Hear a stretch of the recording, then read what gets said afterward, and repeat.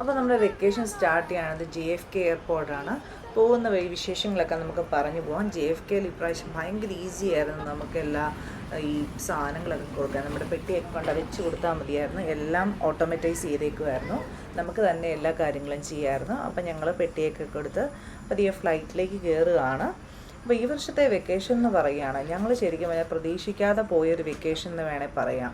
Because ഞങ്ങൾ last minute വരെ പോകുന്നില്ല എന്ന് തീരുമാനിച്ചിരുന്നിട്ട് ഫൈനലി ജൂലൈ ഫസ്റ്റ് വീക്കിലാണ് നമ്മൾ തീരുമാനിച്ചു ഓക്കെ നമുക്ക് പോയേക്കാമെന്ന് തീരുമാനിച്ച് പെട്ടെന്ന് ഫ്ലൈറ്റ് ടിക്കറ്റ് എടുത്ത് ജൂലൈ സെക്കൻഡ് വീക്കിൽ ഞങ്ങൾ ഇവിടുന്ന് വിട്ടു. അപ്പോൾ നമ്മൾ അന്നേരം നോക്കിയാൽ ചീപ്പസ്റ്റ് ഫ്ലൈറ്റായിരുന്നു നമ്മൾ നോക്കിയത്.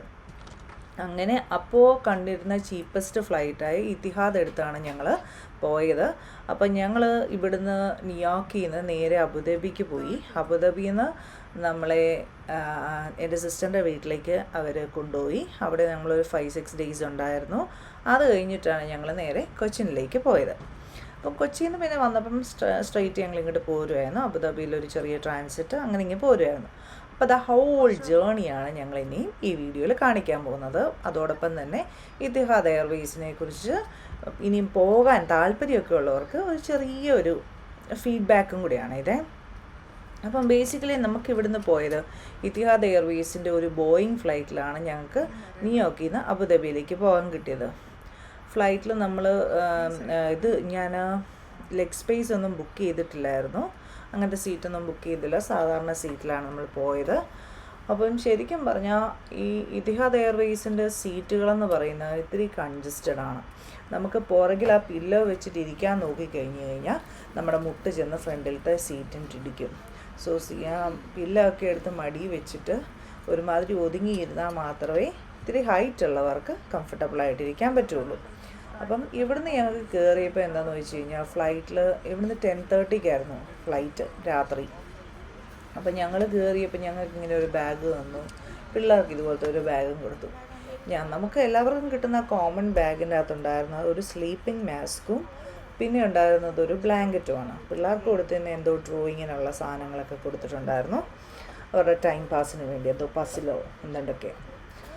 പ്രധാന കാര്യം പറയാനുള്ളതെന്ന് വെച്ച് കഴിഞ്ഞാൽ സീറ്റിൻ്റെ comfort. If you are looking for comfort this won't be the right choice for you. പക്ഷേ കംഫർട്ട് പ്രശ്നമില്ല, ബഡ്ജറ്റ് ഫ്രണ്ട്ലി ആണ് നോക്കുന്നതെങ്കിൽ റൈറ്റ് ചോയ്സാണ്. ബിക്കോസ് സീറ്റ് അത്ര കംഫർട്ടബിൾ ഒന്നുമല്ല. പ്രത്യേകിച്ച് ബാക്ക് പെയിൻ ഉള്ളവർക്ക്, നീ പെയിൻ ഉള്ളവർക്കൊക്കെ ഇത്തിരി ബുദ്ധിമുട്ടായിരിക്കും ഈ സീറ്റിലിരിക്കാൻ വേണ്ടി.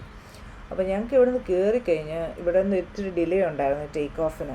അപ്പോൾ ഒരു വെള്ളം പോലും തന്നില്ല കേട്ടോ. അപ്പോൾ പിന്നെ ഞങ്ങൾക്ക് ഒരു 12:30-1 മണിയൊക്കെ ആയി ഭക്ഷണം കിട്ടി. അപ്പം കണ്ടോ ഇത് ഡിലേ ചെയ്ത് വെയിറ്റ് ചെയ്ത് കിടക്കുക. ഞങ്ങൾ വൈകുന്നേരത്ത് കയറി കുറേ നേരം വെയിറ്റ് ചെയ്ത് കിടന്നു. പിന്നെ കസ്റ്റമർ സർവീസിനെ കുറിച്ച് പറയുകയാണെങ്കിൽ ഇതിനു മുമ്പ് ഞാൻ യാത്ര ചെയ്ത ഫ്ലൈറ്റുകൾ വെച്ച് നോക്കുമ്പം ഇവിടുത്തെ ക്രൂ എന്ന് പറയുന്നത് അത്ര ഫ്രണ്ട്ലി ബിഹേവിയറായിട്ട് എനിക്ക് ഫീൽ ചെയ്യില്ല. ഇത്തിരി റൂഡ് ബിഹേവിയർ പോലെയാണ് എനിക്ക് തോന്നിയത്. ഞങ്ങൾക്ക് ആദ്യം കിട്ടിയ ഭക്ഷണം ഇതാണ്, പനീറും പിന്നെ റൈസും കൂടെ കുറച്ച് സാലഡ് അങ്ങനെയുള്ള സാധനങ്ങൾ. പിന്നെ കുറച്ച് നേരം കഴിഞ്ഞപ്പോൾ നമ്മൾ ഇറങ്ങാറായപ്പോൾ നമുക്ക് കിട്ടിയ ഫുഡാണ് ഈ പൈനാപ്പിൾ ചിക്കൻ. പൈനാപ്പിൾ ചിക്കൻ ഗംഭീര ഫ്ലോപ്പാണ്, നമുക്ക് കഴിക്കാനേ പറ്റത്തില്ല. മറ്റത് ഓക്കെയാണ്. ഈ 13 to 14 hours ജേർണിയിൽ ഈ 2 ഫുഡ് മാത്രമേ ഫ്ലൈറ്റിൽ നിന്ന് നമുക്ക് കിട്ടിയുള്ളൂ. അങ്ങനെ ഞങ്ങൾ അബുദാബിയിലെത്തി. അബുദാബിയിലെത്തിയിൽ നമുക്ക് ലഗേജ് കിട്ടാനൊന്നും ഒത്തിരി താമസമില്ല കേട്ടോ. അബുദാബിയിൽ നിന്ന് കൊച്ചിയിലേക്ക് പോകാൻ സെയ്ദ് ഇൻ്റർനാഷണൽ എയർപോർട്ടിൽ ഫ്ലൈറ്റിൻ്റെ അകത്തിരിക്കുകയാണ് ഞങ്ങളിപ്പം. ഇച്ചിരി ഡിലേ ഉണ്ട്. ജിവാനയ്ക്ക് സാഡ്നെസ് കാണിക്കുകയാണ് അനിയത്തിൻ്റെ മോളെ ഇട്ടിട്ട് പോകുന്നതിൻ്റെ. അപ്പോൾ ഇതിൻ്റെ അകത്ത് കണ്ടോ സീറ്റിൻ്റെ സ്പേസ് കണ്ടോ. അപ്പം ഞാൻ നേരെ ഇരിക്കുന്നത് അപ്പോഴും അത്രേ ഉള്ളൂ. ഭയങ്കര കൺജസ്റ്റഡാണ്. ഞാൻ പറഞ്ഞ പോലെ TV ഇല്ല. അപ്പോൾ നമ്മൾ ഐപാഡോ ടാബ്ലറ്റോ കരുതിയിരിക്കണം. ഇതാണ് എൻ്റെ അകം. കമ്പയർ ചെയ്യാൻ പറ്റുവാണെങ്കിൽ ഒരു വോൾവോ ബസ്സിൻ്റെ ഉള്ളു പോലെ എനിക്ക് തോന്നി. തിരിച്ച് കൊച്ചിയിൽ നിന്ന് വന്നപ്പോൾ നമ്മൾ എയർപോർട്ടിൽ എത്താൻ തന്നെ കുറച്ച് ഡിലേ ആയിരുന്നു. അതുകൊണ്ട് ഇപ്പോൾ ഫ്ലൈറ്റിലൊക്കെ പെട്ടെന്ന് കയറി, പെട്ടെന്ന് തന്നെ ഭക്ഷണം കിട്ടി. ജിവാനയ്ക്ക് കിട്ടിയ പാസ്റ്റയും എനിക്ക് കിട്ടിയത് ചിക്കനും റൈസുമായിരുന്നു. അപ്പം കുഴപ്പമില്ലാത്ത ഫുഡായിരുന്നു കേട്ടോ. അപ്പോൾ നമ്മളങ്ങനെ നേരെ അബുദാബിയിലെത്തി. അബുദാബി പണി കിട്ടി. അബുദാബി നമുക്ക് ഒരു 12 അബുദാബി ടൈം 12:30-ക്ക് ടേക്ക് ഓഫ് ചെയ്യേണ്ട ഫ്ലൈറ്റ് അബുദാബി ടൈം രാവിലെ 4:30-ക്കാണ് ടേക്ക് ഓഫ് ചെയ്തത്. അതുകൊണ്ട് തന്നെ നമ്മളോട് പറഞ്ഞു മേളിൽ അവർക്ക് ഫുഡ് കോർട്ട് ഉണ്ട്, അവിടെ പോയിരുന്ന് നമ്മുടെ ബോർഡിംഗ് പാസ് കാണിച്ചാൽ മതി, ഫുഡ് കിട്ടും, നിങ്ങളവിടെ പോയിരുന്നോളാൻ പറഞ്ഞു. ഞങ്ങളങ്ങനെ മേളിൽ വന്നു. ആദ്യം വന്നപ്പം അവർ നമുക്കതൊന്നും ആയിട്ടില്ലെന്ന് പറഞ്ഞു. പിന്നെ നമ്മൾ ഒരു കറക്കം കൂടെ കറങ്ങി വന്നപ്പോൾ അവർ തന്നെ നമ്മളെ വിളിച്ചിട്ട് പറഞ്ഞു ഓക്കെ എല്ലാം ആയിട്ടുണ്ടെന്ന് പറഞ്ഞ്. അങ്ങനെ നമ്മൾ ഫുഡ് കോർട്ടിൽ നിന്ന് ഫുഡ് കഴിക്കുന്ന രംഗമായിരുന്നു. പിന്നെ നമ്മൾ നേരെ ഫ്ലൈറ്റിലേക്ക് കയറി.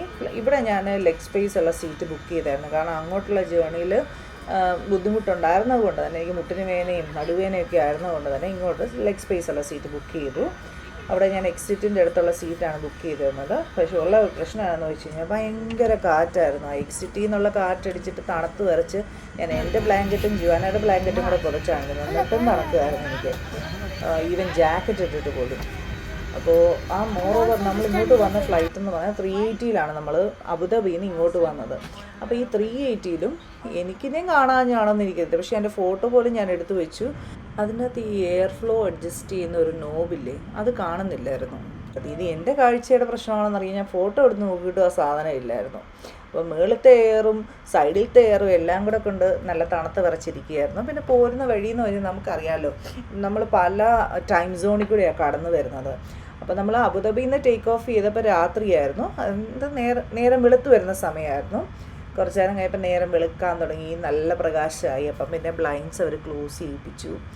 അപ്പം ഈ പൊതുവെ ഇത്തിഹാദിൻ്റെ ഒരു പ്രശ്നം എന്താണെന്ന് വെച്ച് കഴിഞ്ഞാൽ, നമ്മളിപ്പോൾ യാത്ര ചെയ്ത് നമ്മൾ ഇരുട്ടത്തിരുത്തി ഭക്ഷണം കഴിപ്പിക്കുക എന്നുള്ള പരിപാടി ഉണ്ട് കേട്ടോ.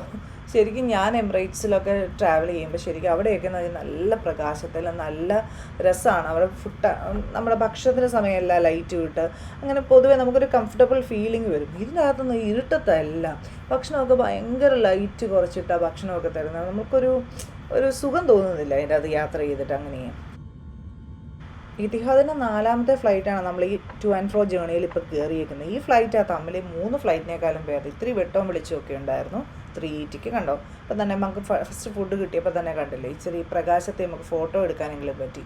മറ്റതൊക്കെ കണ്ടോ ഇരുട്ടത്താണ് ഞാൻ പിക്ചർ എടുത്തേക്കുന്നതൊക്കെ. അപ്പോൾ ആദ്യം കിട്ടിയത് ബ്രേക്ക്ഫാസ്റ്റ് ആയിരുന്നു. ജുവാനയ്ക്ക് പാൻ കേക്കാണ് കിട്ടിയത്. ജുവാന വന്ന പാൻ കേക്കിന് വലിയ ടേസ്റ്റ് ഒന്നും ഇല്ലായിരുന്നു എന്നാൽ. പിന്നെ എനിക്ക് കിട്ടിയതെന്ന് പറയുന്നത് ഇഡ്ഡലിയും ഉപ്മാവും ആയിരുന്നു. പക്ഷെ നല്ലതായിരുന്നു കേട്ടോ, നല്ല രുചിയുള്ള ഇഡ്ഡലി ഉപ്മാവും സാമ്പാറും കൂടെ ആയിരുന്നു ഫസ്റ്റ് ഫുഡ്. അത് കഴിഞ്ഞ് ഞങ്ങൾക്ക് പിന്നെ ഒരു സ്നാക്ക് കിട്ടി. അതൊരു എന്താ പറയുന്നത് കോൾക്കട്ട ഒരു സാൻഡ്വിച്ച് ആയിരുന്നു. പിന്നെ നമുക്കെന്ന് പറയുന്നത് ഇറങ്ങാൻ നേരത്ത് പിന്നെ നമുക്കൊരു ലഞ്ചും കൂടെ കിട്ടി. ആ ലഞ്ചും ലാം കീമയാണ് എനിക്ക് കിട്ടിയത്. ജുവാനയ്ക്കും ഒരു പാസ്റ്റയും പിന്നെ ഒരു ചീസ് ബോൾ പോലെ സംഭവമൊക്കെ കിട്ടി. അപ്പം സിനിമകളെന്നൊക്കെ പറഞ്ഞ് ഇതിൻ്റെ അകത്തെ വലിയ നല്ല സിനിമയൊന്നും പറയാനുള്ളതില്ല, എൻ്റർടൈൻമെൻറ്റ് ഫെസിലിറ്റി ഒന്നും. പിന്നെ ജുവാന കുറേ കഴിഞ്ഞ് നമുക്ക് ഊണുകളി തുടങ്ങി. പിന്നെ ഒരു അഡീഷണൽ അഡ്വാൻറ്റേജ് ഉണ്ട്, നമുക്ക് ഇവരുടെ മെമ്പർ ആണെങ്കിൽ, അതായത് നമ്മൾ ലോഗിൻ ചെയ്തൊരു അക്കൗണ്ട് ക്രിയേറ്റ് ചെയ്തിട്ടുണ്ടെങ്കിൽ നമുക്ക് മെസ്സേജിങ് കംപ്ലീറ്റ്ലി ഫ്രീ ആണ് വൈഫൈ ഉപയോഗിച്ച്. അപ്പോൾ നമുക്ക് എല്ലാവരുമായിട്ട് കോൺടാക്റ്റ് ഉണ്ടാവും. കണ്ടില്ലേ ഇപ്പം നല്ല പ്രകാശത്തിലല്ലേ നമ്മൾ ട്രാവൽ ചെയ്തുകൊണ്ടിരിക്കുന്നത്. അപ്പോൾ പിന്നെ പ്രത്യേകം ശ്രദ്ധിക്കാനുള്ള ഒരു കാര്യം എന്താണെന്ന് വെച്ച് കഴിഞ്ഞാൽ, ഞങ്ങൾ അങ്ങോട്ട് പോയപ്പോൾ കണ്ടോ ചൈൽഡ് മീൽ കിട്ടിയില്ല. ബിക്കോസ് ഞാൻ ഫ്ലൈറ്റ് ബുക്ക് ചെയ്ത സമയത്ത് ഞാൻ ചൈൽഡ് മീൽ എന്നുള്ള ഓപ്ഷൻ കൊടുത്തിരുന്നു, പക്ഷെ അത് അവർ കൺസിഡർ ചെയ്യല. ചെക്കിങ്ങിൻ്റെ സമയത്ത് 24 hours ബിഫോർ നമ്മളിത് ശരിയാക്കി വെക്കണം, എന്നാൽ മാത്രമേ നമുക്ക് ചൈൽഡ് മീൽ കിട്ടത്തുള്ളൂ. അത് പ്രത്യേകം സൂക്ഷിക്കണം. പിള്ളേരെയും കൊണ്ട് ട്രാവൽ ചെയ്യുന്നവർ ചെക്കിങ്ങിൻ്റെ സമയത്ത് പ്രത്യേകം അത് നമ്മൾ ആദ്യം ചെയ്തിട്ടുണ്ടെങ്കിലും വീണ്ടും അത് കൺഫേം ചെയ്തിട്ട് മാത്രമേ പിള്ളേരെയും കൊണ്ട് പോകാവുള്ളൂ. അത് ഞാൻ രണ്ടാമത് ശരിയാക്കിയപ്പോഴാണ് ജുവാനയ്ക്ക് ചൈൽഡ് മീൽ കിട്ടിയത്. പറയുകയാണെങ്കിൽ ഇപ്പം 3 ഫ്ലൈറ്റ്സിലും സീറ്റിൻ്റെ കംഫർട്ട് നോക്കിയാലും ഫുഡ് നോക്കിയാലും ജേർണിയുടെ സുഖം നോക്കിയാലും എല്ലാം 380 ആയിരുന്നു ബെറ്റർ മറ്റെല്ലാ ഫ്ലൈറ്റുകളേക്കാളും. Like especially those ones from Abu Dhabi to Cochin, അത് അത്ര വലിയ ഫെസിലിറ്റി ഒന്നുമില്ല. അതിലെ ഫുഡ് കുഴപ്പമില്ല, പക്ഷേ പിള്ളേരെയും കൊണ്ട് പോകുന്നവർ ഡെഫിനറ്റായിട്ട് ഐപാഡോ ടാബ്ലറ്റോ എന്തെങ്കിലും കരുതിയിരിക്കണം, കാരണം TV ഇല്ല. പിന്നെ ഇത് ഷോർട്ട് ഫ്ലൈറ്റ് ആയതുകൊണ്ട് നമുക്കിതൊക്കെ കുഴപ്പമില്ലെന്ന് വെക്കാം. പിന്നെ ഞാൻ ന്യൂയോർക്ക് എത്താറായപ്പം ഞങ്ങൾ അത് സീറ്റ് സ്വാപ്പ് ചെയ്ത്, ഞാൻ നടുക്കും അവൾ സൈഡിൽ സീറ്റ് വേണമെന്ന് പറഞ്ഞ് മാറിയിരുന്നു. അപ്പം നമ്മൾ നേരെ ഇരിക്കുമ്പോൾ പോലും ലെഗ് സ്പേസ് ഇത്ര മാത്രമേ വരുന്നുള്ളൂ. പിന്നെ ന്യൂയോർക്കിൽ നിന്ന് അബുദാബിയിലേക്കുള്ള യാത്ര എപ്പോഴും 380 തന്നെ ചൂസ് ചെയ്യാൻ ശ്രമിക്കുക. ബോയിങ്ങിലുള്ള യാത്ര അത്ര സുഖമുള്ള കാര്യമല്ല. സോ നമ്മുടെ യാത്രയിൽ കംഫർട്ടാണോ അതോ ബഡ്ജറ്റാണോ ഇമ്പോർട്ടൻ്റ് എന്നുള്ളത് നോക്കി നമുക്ക് ഫ്ലൈറ്റ് ചൂസ് ചെയ്യാം. അപ്പം I don't have any regrets in choosing this. So നമ്മൾ ന്യൂയോർക്ക് തിരിച്ചെത്തി. മറ്റൊരു വീഡിയോ കാണുന്നിടം വരേക്കും ബൈ.